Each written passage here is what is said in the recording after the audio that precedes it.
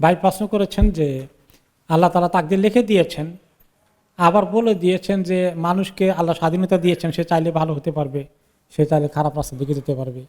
তো দুটো কন্ট্রাডিকশন হলো কিনা, এই দুটো তো মানে মনে হয় যেন সাংঘর্ষিক হয়ে গেল।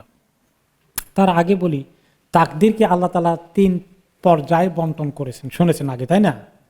প্রথম হলো সমস্ত মাখলুক সৃষ্টির 50,000 বছর আগে প্রত্যেকের তাকদীর আল্লাহ লিখে দিয়েছেন। ওই লেখা তাকদীরটা আল্লাহর কাছে কোন জায়গায় আছে? লাউহে মাহফুজে লেখা আছে।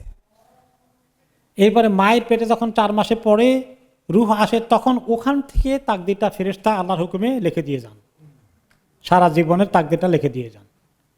তাহলে প্রথমটা হলো 50,000 বছর আগে সমস্ত মাখলুক সৃষ্টির। 2 নম্বরটা হলো কোন জায়গায়? মায়ের পেটে। আর 3 নম্বরটা কবে হয়? লাইলাতুল কদর, ফিহা ইফরাকু কুল্লু আমরিন হাকিম। সেটা দোকানে আল্লাহ তাআলা বলেছেন এ কদর তাকদীর, ইন্না আনজালনাহু ফি লাইলাতুল কদর। এই কদর মানে ভাগ্য, তাকদীর। তাকদীরের রাত্র হলো লাইলাতুল কদর। ওই দিন সারা বছরে কি লেখা আমল করবে, খাবে, কবে মরবে, কবে তার হায়াত শেষ হবে, সব কিছু লিখে দেওয়া হয় 1 বছরের জন্য। তাহলে এটা তৃতীয় পর্যায়ে। এটা কোত্থেকে লেখা? ওই যে মায়ের পেটে দিয়ে গিয়েছিল গোটা লট, সেখান থেকে প্রতি বছর ব্রেকডাউন করে করে বাৎসরিকটা বাজেট বরাদ্দ করা হয় লাইলাতুল কদরে। বুঝে আসছে? ক্লিয়ার হয়েছে? যে ও গোটাটা দেওয়া হয়েছিল মায়ের পেটে, সেখান থেকে বছর ওয়াইজ ইচ ইয়ারেরটা আবার ওই ফাইনাল করে দেওয়া হয়, তাই না? এই ইচ ইয়ারটা পায় ওই বছরেরটা। এখন এটা শোনার পরে আসলো যে মানুষকে ফ্রি উইল দিলে, স্বাধীনতা দিলে, লিয়াবলুয়াকুম আইয়ুকুম আহসানু আমলা, কে ভালো সুন্দর আমল করে নিয়ে আসা আমি দেখতে চাই, তাহলে আর আল্লাহ তাআলা তাকদীর লিখে দিয়েছেন, লেখার বাইরে সে কেমনে করবে? এটা তো কন্ট্রাডিকশন।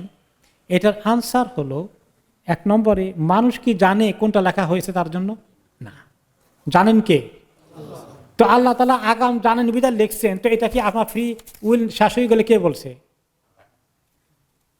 আল্লাহর কাছে তো তিনি জানেন আগামীতে কি করবেন, জানার কারণে তিনি লিখছেন।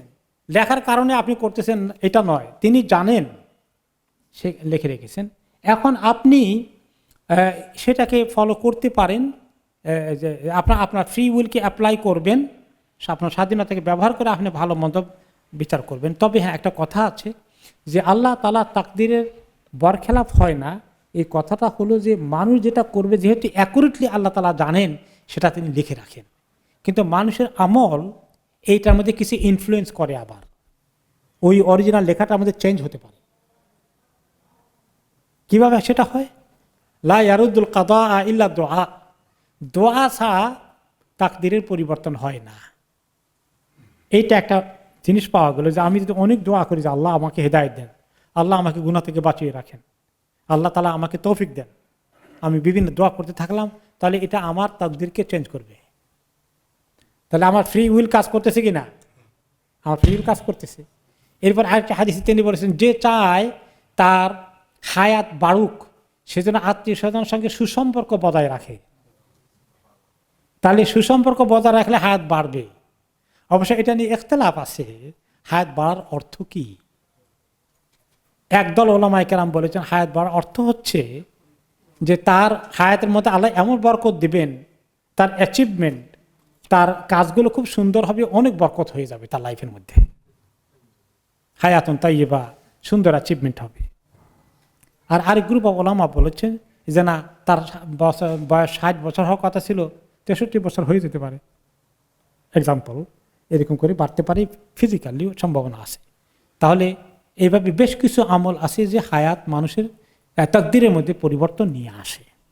আর আল্লাহ তাআলা আগাম লিখেছেন, তিনি আগাম জানেন যে বান্দা কি করবেন, কাজেই এটা কন্ট্রাডিকশন নয়। এর বাইরে এর চেয়ে বেশি তাকদীরের মধ্যে ঢুকতে রাসূলুল্লাহ সাল্লাল্লাহু আলাইহি ওয়াসাল্লাম নিষেধ করেছেন। খুব বেশি ঢুকো না, তাহলে তোমার মাথা গোলমাল লেগে যাবে, তোমার বরঞ্চ আমলের দিকে নজর দাও। ঠিক আছে?